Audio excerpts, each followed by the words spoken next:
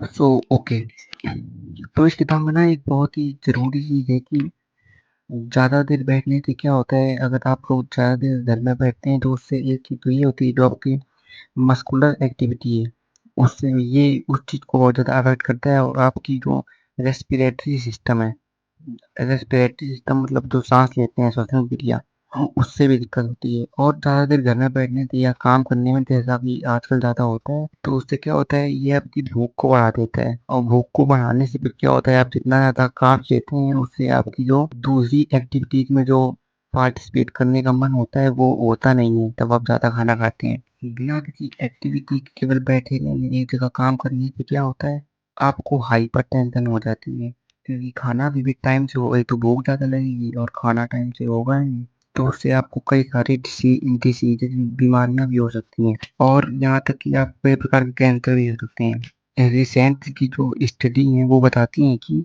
जो physical activity की जो कमी हमारे शरीर में आजकल हो रही है, जो लोग आज फिजिकल एक्टिविटी नहीं करते हैं और दिन भर बैठे रहते हैं, तो उससे क्या होता है, जो हमारे शरीर में एज होते हैं वो और ज़्यादा जल्दी एज करते हैं, मतलब उनकी उम्र ज़्यादा जल्दी बढ़ती है, जिससे हम लोग प्रीमेच्योरली बूढ़े लगने लगते हैं, मतलब हम लोग अपने जितनी उम्र होती नहीं है उससे ज़्यादा हम लोग उम्र के लगते हैं।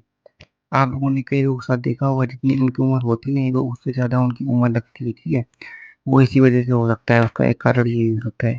एक हेल्दी और एक एक्टिव लाइफ स्टाइल को मेंटेन करना छोटी उम्र में इतना ज़रूरी क्यों है, छोटी उम्र मतलब 15-16 साल की उम्र में, क्योंकि उससे पहले तो हम लोग खेलते खेलते हैं, तो थोड़ी फिजिकल एक्टिविटी हो जाती है।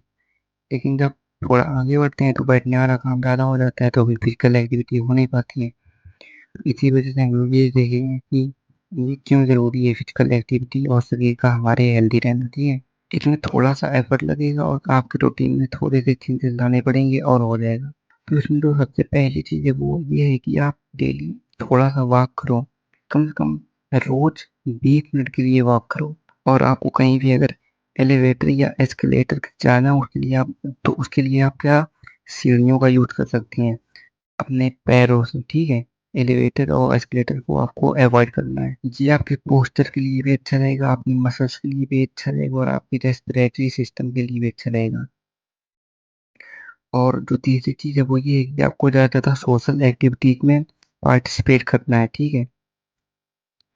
ना कि ज़्यादा से ज़्यादा टाइम आपको टेलीविजन या अपनी फ़ोन स्क्रीन के सामने स्पेंड करना है, तो इससे आपको टेंशन वेंशन नहीं होगी। और जो चौथी चीज़ है वो ये है कि आपको अपने जंक फूड को रिमूव कर देना है, और आपको ज़्यादा वेजिटेबल्स और फ्रूट खाने हैं, जिससे आपकी इम्यून सिस्टम और अच्छा हो सके, और आपको ज़्यादा न्यूट्रिशियंस लेने हैं। और जो पांचवी चीज़ है वो ये है कि आपको एक अच्छी नींद लेनी है। आजकल ज़्यादा लोगों में क्या प्रॉब्लम है कि वो नींद नहीं लेते हैं। कुछ लोग तो ज़्यादा काम करते हैं, एक ये भी कारण होता है, दूसरा कारण ये होता है कि वो दिन भर फ़ोन में लगे रहते हैं, तो उसकी वजह से भी होता है।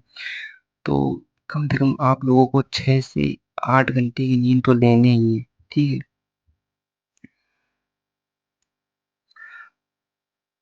और जो छठी चीज़ है वो ये है कि आप लोगों को बच्चों या फिर आप अपना कोई पेट भी पाल सकते हैं, जिसके साथ आप खेल सकते हैं, या फिर आप कोई स्पोर्ट टीम ज्वाइन कर लीजिए, या फिर अपने गली मोहल्ले में जो क्रिकेट होते हैं उसमें आपको पार्टिसिपेट करना है। इससे आपकी एक तो बॉडी की स्ट्रेंथ बढ़ेगी, और आपका शरीर हेल्दी रहेगा। और इसके साथ ही जब आप किसी के साथ खेलते हैं तो आपके माइंड में और आपकी सेल्फ स्टीम बूस्ट होती है, ठीक है। और जो हमारी आखिरी चीज़ है वो ये है कि आपका जो ये डेली रूटीन है आपको इसे डेली फॉलो करना है। किस दिन लगेंगे, अगर आप लोगों ने लगातार 21 दिन कर लिया तो फिर ये रिप्लेस हो जाएगा, ठीक है। Thank you.